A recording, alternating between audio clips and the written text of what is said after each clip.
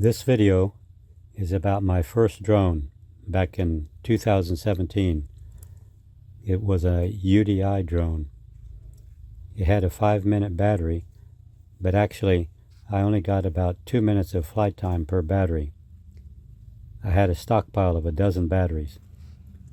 The camera was 720p and the controller had a 200-foot range, so the drone flights had to be pretty close to home.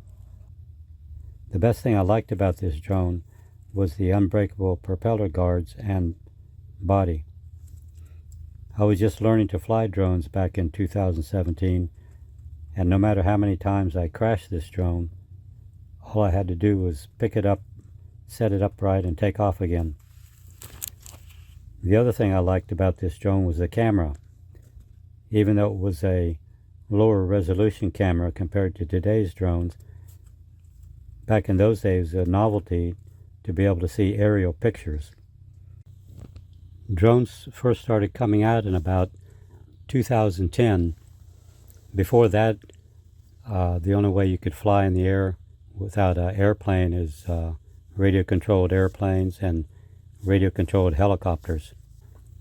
Over the next 10 to 15 years, drones have developed quite a bit. They began with drones like the one in this video, without real good picture quality and not very stable, and short flying distances. And then nowadays they have drones with high quality cameras, very stable, and long flight distances.